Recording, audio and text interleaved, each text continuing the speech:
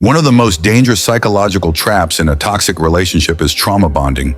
It's a cycle of abuse followed by affection, which creates an emotional addiction. The highs feel euphoric and the lows feel devastating.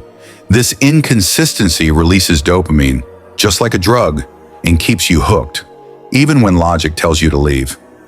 Two toxic partners often use gaslighting to make you doubt your own memory, perception, or sanity. You start to question what's real. Did I really overreact? Maybe it was my fault. Gaslighting is not a disagreement. It's psychological manipulation that erodes your sense of self.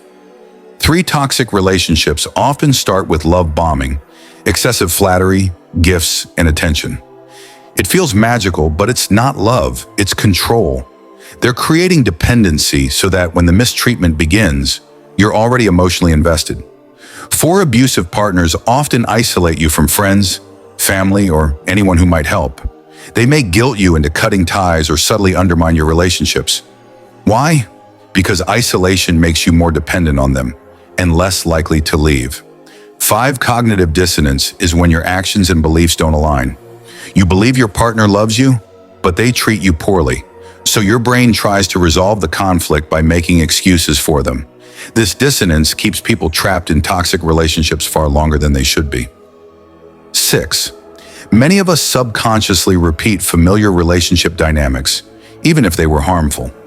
If you grew up around emotional neglect, unpredictability, or manipulation, you might mistake that for normal. Healing means recognizing these patterns and learning to expect better. 7. Narcissistic partners are masters at controlling and dominating.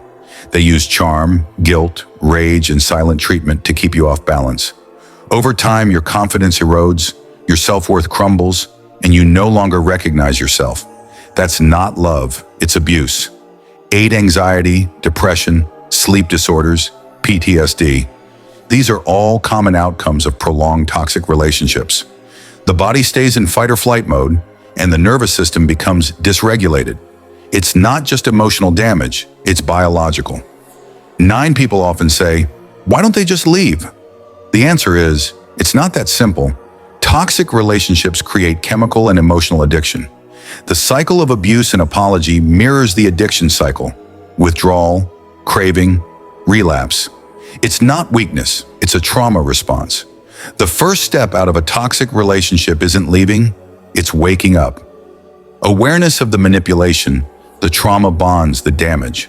From there, therapy, support networks, and self-compassion can rebuild what was lost.